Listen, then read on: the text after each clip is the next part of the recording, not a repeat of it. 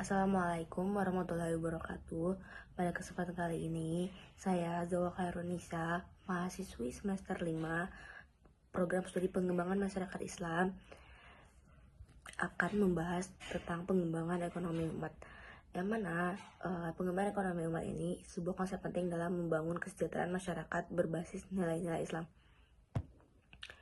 Secara sederhana, pengembangan ekonomi umat adalah upaya untuk meningkatkan kesejahteraan masyarakat, khususnya umat Islam, melalui sistem ekonomi yang berlandaskan pada prinsip keadilan, kebersamaan, dan keberlanjutan. Tujuan utamanya adalah menciptakan kemandirian ekonomi umat, mengurangi kesenjangan sosial, serta memastikan distribusi kekayaan yang adil. Urgensinya tampak jelas, di tengah sistem kapitalisme global yang cenderung menumpuk kekayaan pada segelintir pihak. Pengembangan ekonomi umat hadir sebagai solusi yang menekankan keberkahan, etika, dan keadilan sosial. Landasan filosofis pengembangan ekonomi umat bersumber dari ajaran Islam, yakni Al-Quran yang menegaskan dalam surat Al-Hasyr ayat 7. Ayat ini menunjukkan bahwa ekonomi dalam Islam tidak hanya mengejar keuntungan, tetapi juga mengandung nilai keadilan, kemaslahatan, dan pemerataan. Selain itu, konsep ukhuwah Islamiyah atau persaudaraan umat menjadi dasar penting bagi kolaborasi dalam solidaritas ekonomi. Pengembangan ekonomi umat juga erat kaitannya dengan teori pemberdayaan masyarakat. Dalam teori empowerment, pemberdayaan dimulai dari peningkatan kesadaran, pengetahuan, dan keterampilan masyarakat agar mampu mengelola sumber daya yang dimiliki. Menurut Parsons, pemberdayaan berarti memberi daya dan kekuatan kepada individu agar mampu berpartisipasi aktif dalam perubahan sosial dan ekonomi. Sementara, dalam konteks Islam, pemberdayaan berarti menumbuhkan potensi umat agar menjadi khalifah yang produktif dan bermanfaat. Dalam Islam, kepemilikan harta diakui namun bersifat relatif, sebab hakikatnya segala sesuatu milik Allah Subhanahu wa Ta'ala. Manusia hanya diberi amanah untuk mengelola dengan tanggung jawab sosial.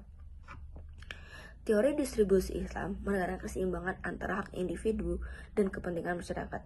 Zakat, infak, sedekah adalah instrumen penting agar harta tidak hanya berputar di kalangan orang kaya, tapi juga mengalir kepada yang membutuhkan.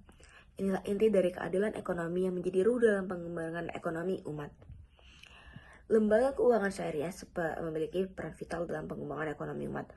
Melalui sistem bagi hasil, pembiayaan mikro, dan pembiayaan UMKM, lembaga seperti BMT, Bank Syariah, dan Koperasi Syariah menjadi motor penggerak ekonomi umat. Sementara itu, lembaga filantropi Islam seperti Basnas, Dompet Duafa, dan Lazismu berperan dalam menyalurkan dana zakat, infak, dan wakaf. Untuk mendukung pemberdayaan masyarakat, keduanya bekerja berdampingan dan membangun ekosistem ekonomi umat yang inklusif dan berkeadilan. Di era digital, pengembangan ekonomi umat tidak bisa lepas dari peran komunitas dan teknologi. Komunitas wirausaha muslim misalnya menjadi wadah kolaborasi untuk saling berbagi ilmu, jaringan, dan peluang usaha. Sementara digitalisasi membawa akses yang lebih luas, mulai dari pemasaran online, edukasi keuangan, digital syariah, hingga pengelolaan zakat dan wakaf berbagi teknologi. Dengan demikian, pengembangan ekonomi umat di era modern bukan hanya gerakan ekonomi, tetapi juga transformasi sosial dan yang memanfaatkan inovasi untuk kemaslahatan umat. Melalui pemahaman konsep dan implementasi pengembangan ekonomi umat, kita diharapkan mampu menciptakan masyarakat yang mandiri, adil, dan sejahtera, bukan hanya secara materi, tetapi juga secara spiritual.